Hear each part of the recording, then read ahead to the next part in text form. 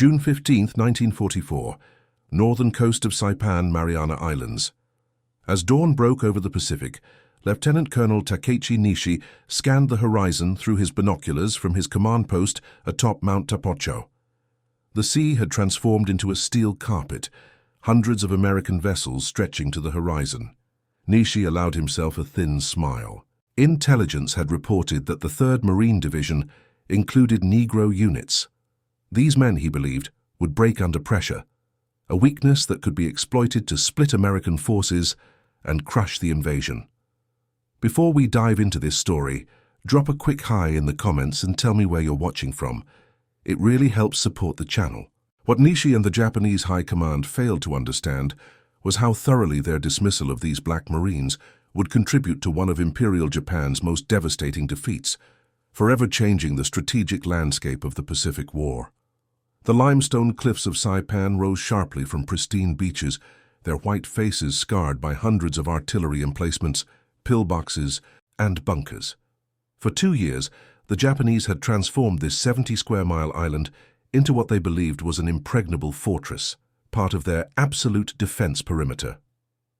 Lieutenant General Yoshitsugu Saito, commander of the island's 32-0 defenders, had boasted to his officers that Saipan would become the American graveyard. Sergeant Major Gilbert Hashmark Johnson of the 52nd Defense Battalion stood on the deck of the USS DuPage, his weathered hands gripping the railing as he watched the naval bombardment hammer the island.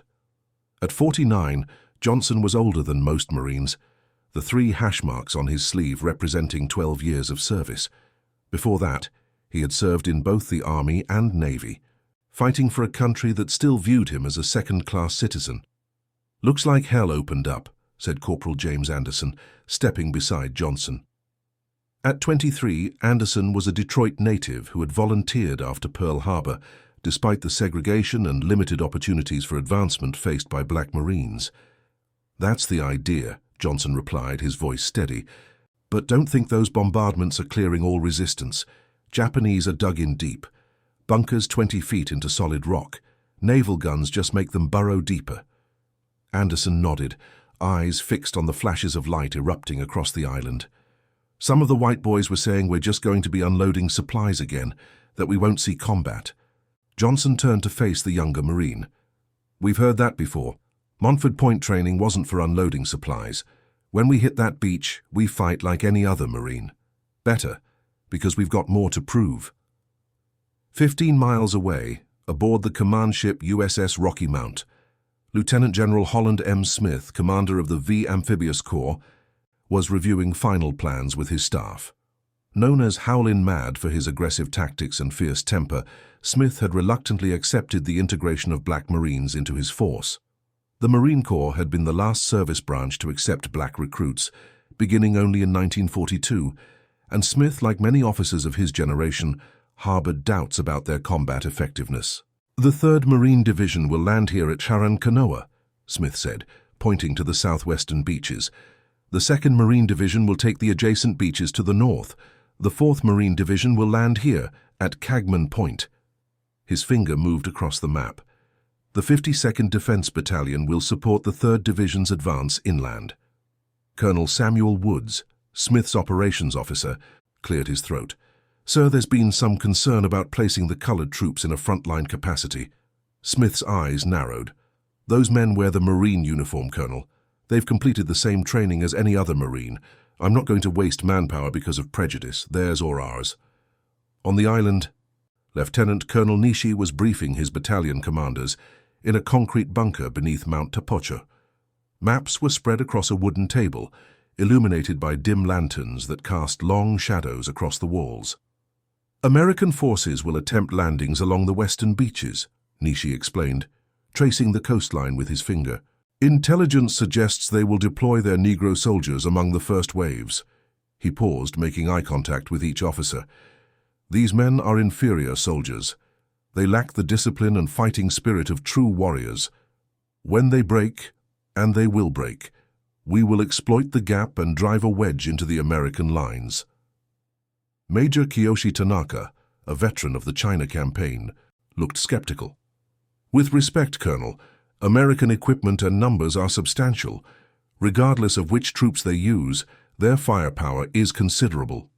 Nishi's expression hardened. Major, you forget the spirit of Yamato Damashi. Our men will fight to the death. These Negroes have no loyalty to America, a country that treats them as inferiors. They will run at the first sign of determined resistance. He straightened, adjusting his uniform. Use your men to target their units specifically. Once they flee, American morale will collapse. As dawn broke on June 15th, the greatest naval bombardment yet seen in the Pacific reached its crescendo. Over 165 Daewoo shells had pounded Saipan since June 13th. Now, as the first wave of landing craft approached the beaches, Marine and Navy aircraft strafed the shoreline, trying to suppress the Japanese defenders who had weathered the storm of steel. Aboard a Higgins boat heading for Blue Beach, Sergeant Johnson and 29 other Marines of the 52nd Defense Battalion braced themselves as the craft bounced through the waves. Johnson had been reassigned at the last minute to lead this platoon of the 3rd Marine Division's shore party, responsible for organizing the flow of supplies once the beachhead was established, assuming they survived getting there. 1 minute, shouted the coxswain, his voice barely audible over the engines and distant explosions. Johnson looked at the men around him, black faces tense with anticipation. They had trained for this moment at Montford Point, the segregated Marine base in North Carolina, enduring not only the rigors of Marine training, but also the daily humiliations of racism. Now they would have their chance to prove themselves. Marines, Johnson called out, everything you've endured, every insult, every doubt, ends today. On that beach we're not black Marines, we're just Marines. The boat lurched as it hit the reef, stopping short of the beach. The ramp dropped, and instantly machine gun fire ripped through the opening. 2 Marines fell immediately. Over the sides, Johnson ordered as bullets pinged off the metal hull. Move inland, find cover. Johnson was the 4th man out, plunging into chest-deep water. The weight of his equipment pulled at him as he struggled forward through water stained red with blood. Around him, Marines fought to reach the shore, some disappearing beneath the surface, struck by bullets or drowning under their heavy packs. 20 yards to his right, Corporal Anderson emerged from the water, dragging a wounded white Marine with him. As Johnson watched, Anderson half-carried, half-dragged the injured man across the exposed sand toward a shallow depression offering minimal cover. Japanese machine guns swept the beach methodically, cutting down Marines as they advanced. Unlike the rehearsals, there was no orderly progression inland, just chaos, noise, and death under the tropical sun. Johnson reached a low seawall and pressed himself against it. 5 Marines from his boat had made it this far. Anderson, he called, get that bar set up. Nichols, Martin, lay down suppressing fire on that pillbox at 2 o'clock. Private First Class Walter Nichols, a former sharecropper from Georgia, swung his M1 rifle toward the concealed Japanese position and began firing methodically. Beside him, Private Henry Martin did the same. Their coordinated fire allowed other Marines to advance in short rushes. 200 yards inland, in a concrete bunker, Captain Yoshi Hakuda watched the Americans struggle across the beach. Through his binoculars, he could make out the dark-skinned Marines among the attackers. Target the Negro troops, he ordered his machine gunners. They are the weak point. His gunners adjusted their aim, concentrating fire on the section of beach where Johnson and his men fought to establish a foothold. Bullets kicked up sand around them and pinged off the seawall. "Sir," called Anderson, "we need to take out that pillbox or we're pinned here." Johnson assessed the situation quickly. The Japanese position was well concealed, with interlocking fields of fire covering the approaches. A frontal assault would be suicidal. "Flank it," Johnson ordered. "Nichols, Martin, continue suppressing fire. Anderson, take Williams and circle left through that drainage ditch. I'll take Reed and Jameson right through those rocks. We'll hit it from both sides." Without waiting for acknowledgement, Johnson darted from cover, running in a low crouch toward a cluster of rocks 30 yards away. Private Reed followed closely, while Jameson provided covering fire before following. Bullets kicked up dirt around them, but they reached the rocks unscathed. On the left flank, Anderson led Williams through a shallow drainage ditch, keeping their heads down as they worked their way closer to the Japanese position. The ditch ended 20 yards from the pillbox, leaving them exposed for the final approach. "Ready the grenades," Anderson whispered, pulling the pin on his own. "On three. 1, 2, 3. Anderson and Williams burst from the ditch, sprinting toward the pillbox. Simultaneously, Johnson and his team emerged from the rocks on the right flank. Japanese gunners swiveled in confusion, unsure which threat to address first. 4 grenades arced through the air, landing in and around the pillbox opening. The explosions came in quick succession, silencing the machine guns. Anderson reached the smoking entrance first, firing a burst from his Thompson submachine gun into the interior before anyone could recover. Inside the pillbox, Captain Hakuda lay wounded beside his dead gunners. As Anderson entered, the Japanese officer drew his pistol. Anderson fired first, ending the threat. "Clear," he called, stepping back from the entrance. Johnson arrived seconds later, quickly assessing the captured position. "Good work," he said. "Jameson, get on their radio if it's working. See if you can create some confusion. Everyone else, we use this position to cover the advance."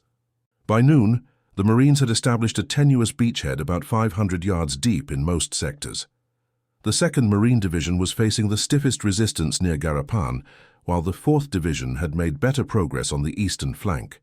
The 3rd Division, with elements of the 52nd Defense Battalion integrated into its ranks, was pushing toward the Aslito airfield against determined opposition.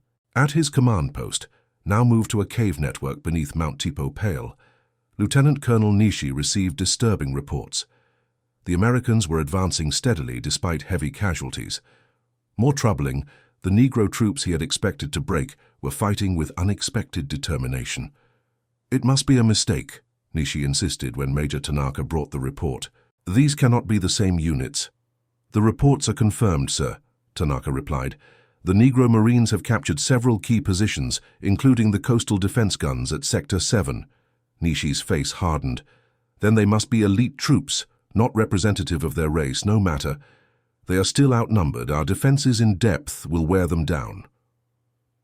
As darkness fell on June 15th, the battle for Saipan had only begun. The Marines had established their beachhead, but at a heavy cost, over 2 Iwo casualties on the first day alone. However, nearly 20 Iwo American troops were now ashore, with tanks and artillery beginning to move inland. At a makeshift aid station near Blue Beach, Sergeant Johnson helped organize the evacuation of wounded Marines.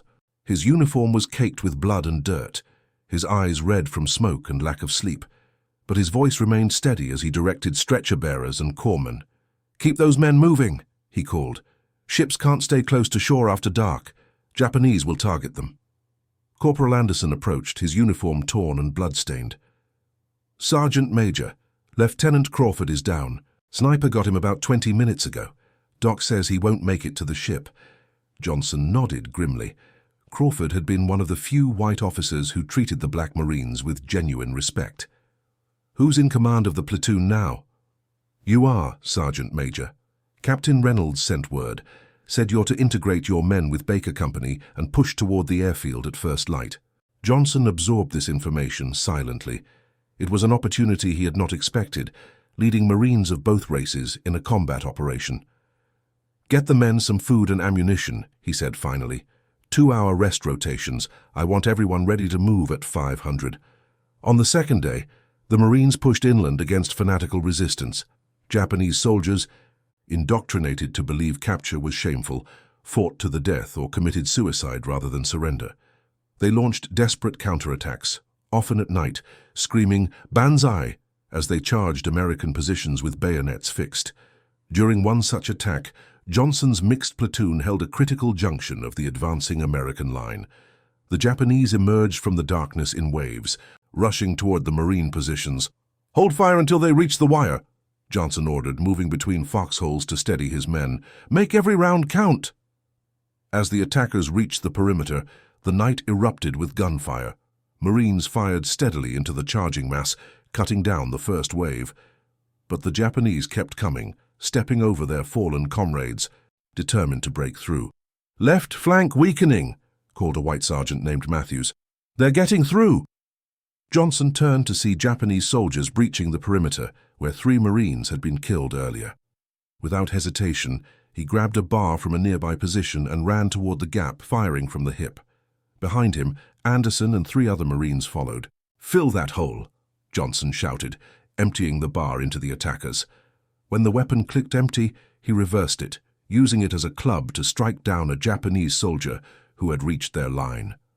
The fighting became hand-to-hand, Marine crowbar knives against Japanese bayonets. Johnson grappled with an enemy officer, falling to the ground as they struggled for control of a pistol. The weapon discharged, the bullet grazing Johnson's arm. With a surge of strength, Johnson twisted the pistol toward his opponent and pulled the trigger again. For 20 minutes, the outcome hung in the balance. Then, gradually, the attack weakened. As dawn broke, 67 Japanese bodies lay in front of the Marine position. Johnson's platoon had lost 11 men, with 14 wounded. Captain Reynolds arrived after sunrise to assess the situation. His eyes widened at the carnage before the position. "Your men held," he said simply, turning to Johnson. "They're Marines, sir," Johnson replied, his voice hoarse from shouting orders all night. "No more, no less," Reynolds nodded slowly. "We pushed to the airfield today. I want your platoon on point." As the 3rd day of fighting began, the American command was cautiously optimistic. Despite fierce resistance, Marine units had captured the southern third of the island, including the vital Aslito airfield. The Japanese were falling back to prepared positions in the mountainous interior where the real battle would begin. On Mount Tapochau, Lieutenant Colonel Nishi watched the American advance through his binoculars, his expression grim. The situation was deteriorating faster than expected. The Negro Marines, far from breaking under pressure, were fighting alongside their white counterparts with discipline and determination. "We underestimated them," Major Tanaka said quietly, standing beside his commander. Nishi lowered his binoculars. "It changes nothing. We fight to the end as the Emperor expects. Prepare the mountain defenses. The terrain favors us here. Every American advance will be paid for in blood." What neither man knew was that the outcome of the battle, and indeed the war, was already shifting inexorably against them. American industrial might had produced weapons and equipment in quantities the Japanese could scarcely comprehend. While Japanese soldiers relied on courage and sacrifice, American forces brought overwhelming firepower to bear. This disparity became clear as the battle for Saipan's interior unfolded. Marine Sherman tanks, supported by artillery and naval gunfire, systematically reduced Japanese strongpoints. When cave complexes proved resistant to direct assault, Marines employed flamethrowers and demolition charges to clear them. The human cost remained high. By June 20th, 5 days into the battle, American casualties exceeded 500. But the Japanese had lost nearly 10 Sarazaran defenders, with no hope of reinforcement or resupply.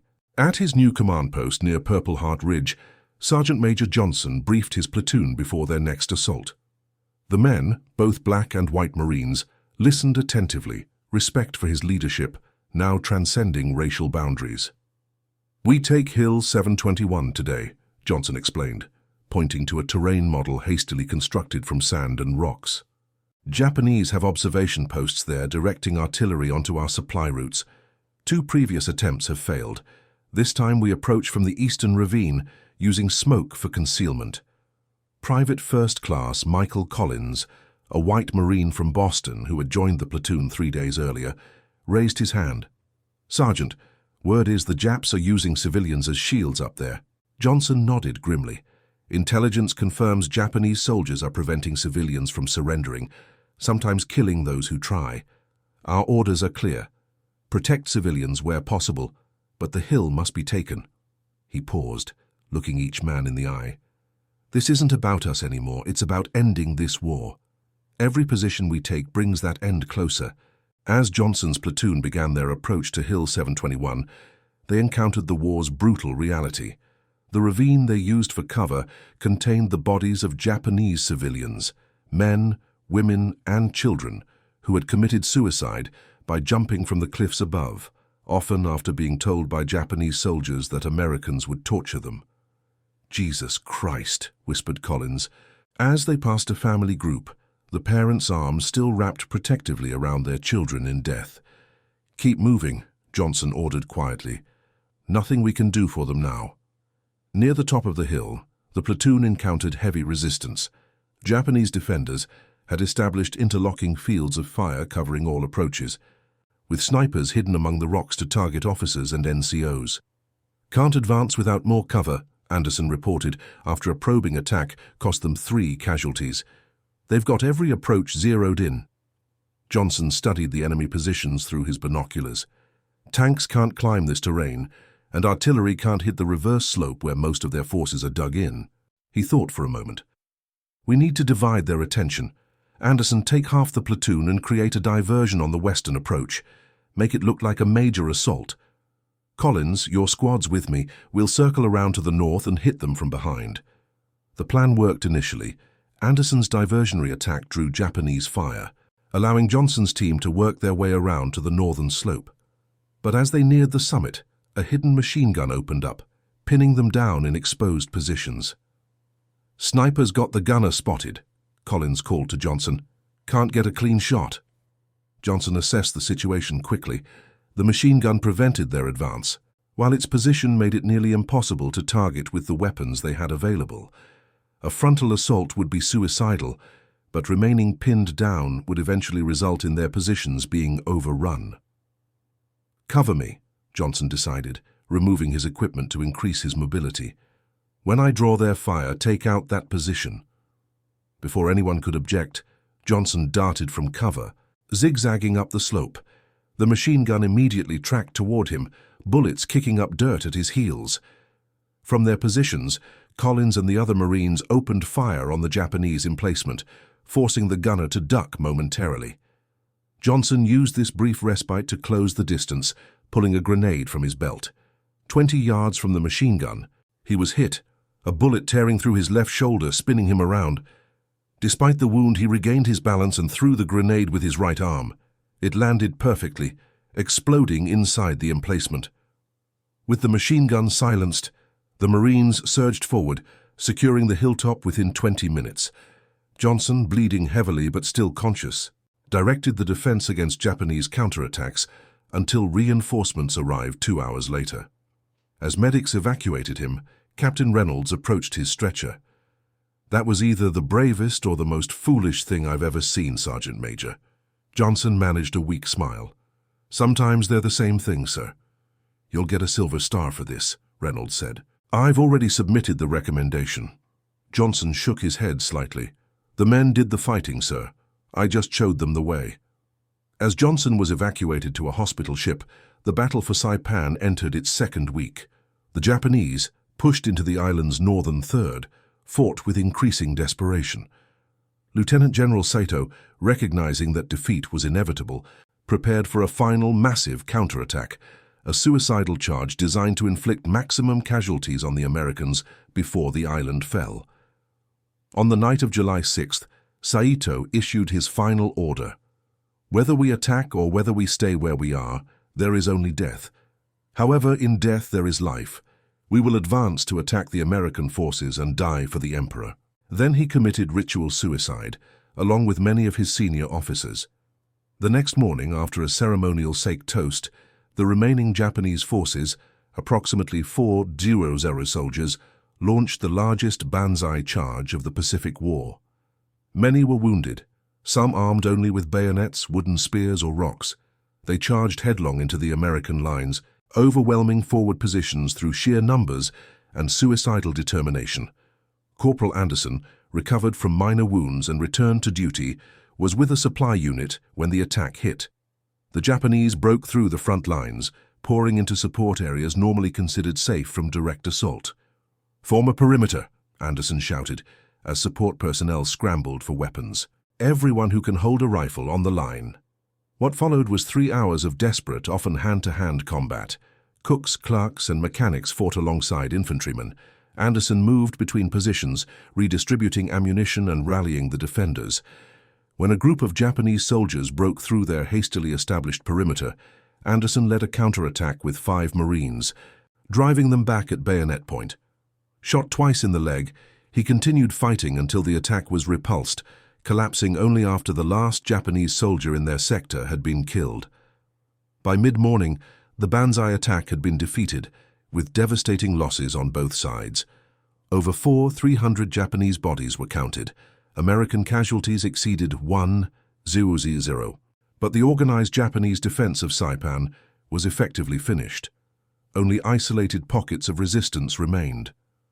On July 9th, after 24 days of bitter fighting, Saipan was declared secure. Of the 32 Japanese defenders, fewer than one surrendered. The rest fought to the death or committed suicide, including thousands of civilians who had been told that Americans would torture them if captured. The strategic significance of Saipan's fall was immediately apparent to both sides. The island provided bases from which long-range B-29 bombers could reach the Japanese home islands. More importantly, its capture shattered Japan's inner defense perimeter, demonstrating that no territory was beyond American reach. In Tokyo, the news prompted the fall of Prime Minister Tojo's government. Emperor Hirohito, previously insulated from military realities, began to question whether the war could be won. Aboard the hospital ship USS Solace, Sergeant Major Johnson was recovering from his wounds when a young black corpsman brought him a newspaper. The headline announced Saipan's capture, but made no mention of the role played by black Marines. "Seems like they forgot about us," the corpsman said bitterly. Johnson carefully folded the newspaper. "They haven't forgotten. They're just not ready to admit what we did. But the Marines who fought beside us, they know, and that's a start." 2 beds away, a white Marine officer who had been listening spoke up.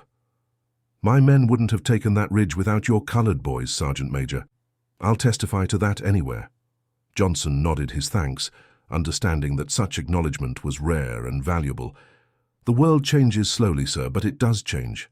On August 10th, as Johnson prepared to return to duty with the 52nd Defense Battalion, now stationed on Guam, he received unexpected visitors, Captain Reynolds and Corporal Anderson, the latter walking with a cane due to his wounds. "Thought you'd want to see this, Sergeant Major," Reynolds said, handing Johnson an envelope. Inside was a citation for the Silver Star, awarded for his actions on Hill 721. The accompanying letter, signed by Lieutenant General Holland Smith himself, contained a personal note. "The courage demonstrated by Marines under your command, regardless of race, reflects the highest traditions of our Corps. Your leadership under fire exemplifies why America will prevail in this conflict." Johnson read it twice, his expression unreadable. "Thank you for bringing this, Captain." Reynolds seemed uncomfortable. "There's something else, Johnson. When we get back to the States, I've been asked to help establish a new training program. Integration is coming, slowly, but it's coming. I'd like you to be part of it." "You're talking about after the war," Johnson said cautiously. "I'm talking about changing the Corps," Reynolds replied. "What happened on Saipan, black and white Marines fighting side by side? It matters. Not everyone sees it yet, but they will." Johnson considered this. "My place is with my men for now, sir. But when this war ends, yes, I'd be honored to help build that future." On Saipan, Lieutenant Colonel Nishi's body was never found. Like many Japanese officers, he likely took his own life rather than face capture. Major Tanaka, seriously wounded but alive, was among the few who surrendered. As American medical personnel treated his injuries, he asked the Navy doctor a question that had been troubling him. "The Negro Marines," he said in halting English, "we were told they would not fight, that they were inferior, yet they fought as well as any others. Why were we told this?" The doctor, concentrating on bandaging Tanaka's wounds, shrugged. "Sounds like your propaganda was as bad as some of ours. They're Americans, same as the rest of us." Tanaka fell silent, contemplating this simple explanation that contradicted everything he had been taught about racial hierarchies. Later, as a prisoner of war, he would write in his diary, "Perhaps our greatest mistake was believing our own assertions about the enemy. We created an America that existed only in our minds, and then were surprised when the real America proved different." The capture of Saipan marked a turning point in the Pacific War for reasons beyond strategy. The performance of black Marines, fighting alongside their white counterparts, began a slow but irreversible change in American military policy. While full integration would not come until President Truman's Executive Order 9981 in 1948, The seeds were planted on Saipan's blood-soaked beaches and ridgelines. In the decades after the war, the contribution of Black Marines to the Pacific Campaign received little official recognition. Many returned to a nation still deeply segregated, where their service and sacrifice were undervalued or forgotten. But among Marines who had served together, a different perspective emerged, one based on the shared experience of combat rather than the artificial barriers of race.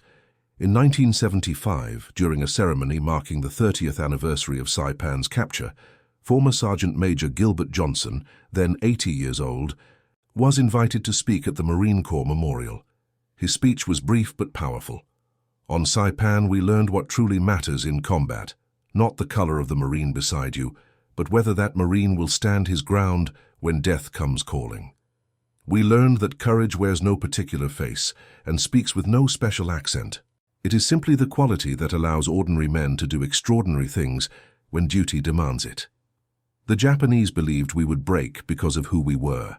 They failed to understand that who we were, Black Americans, fighting for a country that had not yet fulfilled its promises to us, gave us a special determination. We fought not only for America as it was, but for America as it could be. Today, as we honor all who served on Saipan, I ask you to remember that victory came not because one group of Americans was inherently superior to another, but because all groups of Americans, working together, proved superior to an enemy that believed in inherent superiority.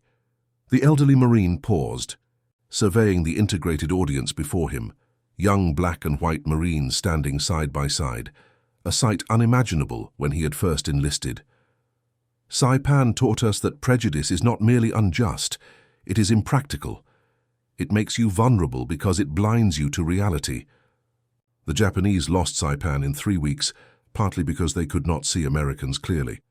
Neither the Black Marines they dismissed, nor the industrial might they underestimated. Let us learn from their mistake. Let us see each other clearly, as individuals, as Marines, as Americans, and remember that our greatest strength has always been our capacity to change, to grow beyond the limitations of the past. When Johnson finished speaking, the first to stand and applaud was James Anderson, now Colonel Anderson, one of the few Black Marines to rise through the officer ranks in the post-war years. As the applause spread through the audience, the two old warriors embraced, their shared experience on Saipan binding them more strongly than any differences ever could. In his final years, Johnson often told young Marines that the true significance of Saipan wasn't merely strategic. Saipan proved that when Americans fight together, regardless of color, we are unbeatable. That knowledge helped win a war and might yet help build a nation truly worthy of such sacrifice. Today, the beaches of Saipan are peaceful, its crystal waters attracting tourists rather than invasion fleets. The caves where Japanese civilians committed mass suicide are marked with memorial plaques. The hills where Marines of all races fought and died are green and quiet. But the lessons of Saipan about prejudice, perception, and the human cost of war remain as relevant as ever. The Japanese officers who dismissed Black Marines as weak Americans misunderstood not only their adversaries, but the nature of strength itself. True strength comes not from racial or cultural homogeneity, but from the unity forged when diverse people commit to a common cause. It comes not from believing in inherent superiority, but from the willingness to learn, adapt, and recognize humanity in those different from ourselves. As we consider conflicts in our own time, Saipan reminds us to question our assumptions about those we perceive as different, and to recognize that such perceptions often reveal more about us than about those we judge. It reminds us that dismissing others based on race, religion, or origin isn't just morally wrong, it's dangerously self-deceptive, leading to strategic blindness with potentially catastrophic consequences. The Black Marines who fought on Saipan carried a double burden, fighting both the enemy abroad and prejudice at home. Their courage demonstrated that patriotism is not diminished by discrimination, that loyalty can exist alongside legitimate grievance, and that serving a flawed nation can be a profound act of faith in its capacity to change. In the end, Saipan's significance extended far beyond its strategic value. It represented a crucial step in America's long, unfinished journey toward fulfilling its founding promise of equality. The Black Marines who stormed its beaches helped secure not only a vital military objective, but also a more inclusive vision of what America could become. Their legacy lives on in today's integrated armed forces, where excellence rather than ethnicity determines opportunity and advancement. It lives on in the recognition that diversity, properly harnessed, is a source of strength rather than weakness.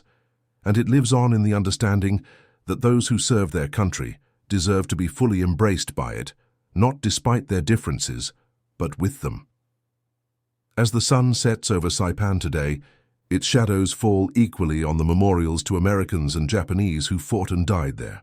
Time has softened the enmity that once made this island hell on earth, replacing it with a common respect for sacrifice and a shared hope that such sacrifice will never again be necessary.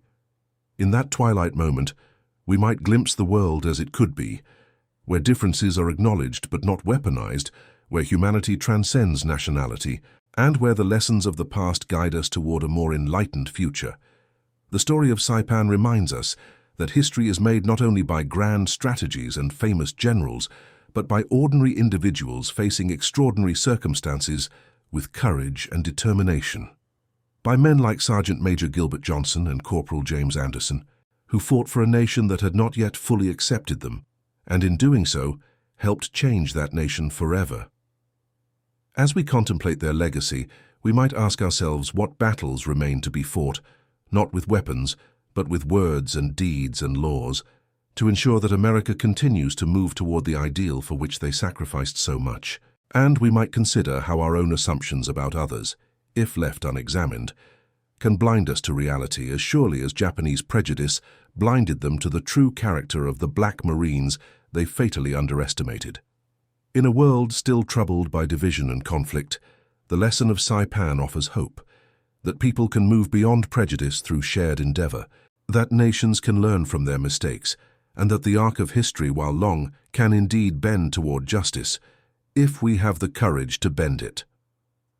For the Black Marines of Saipan, that courage never faltered, not on the bloody beaches where they proved their worth, not in the post-war years when their contribution was minimized, and not in their continued faith that America could become the nation it aspired to be. Their example reminds us that true heroism lies not only in facing the enemy's fire, but in maintaining hope when that hope seems unreasonable, in serving ideals not yet realized, and in paving the way for others to follow. On Saipan, in those 3 crucial weeks of June and July 1944, they did not merely help win a battle, they helped change a nation. And that may be the most important victory of all. And that concludes our story. If you made it this far, please share your thoughts in the comments. What part of this historical account surprised you most? Don't forget to subscribe for more untold stories from World War II and check out the video on screen for another incredible tale from history. Until next time.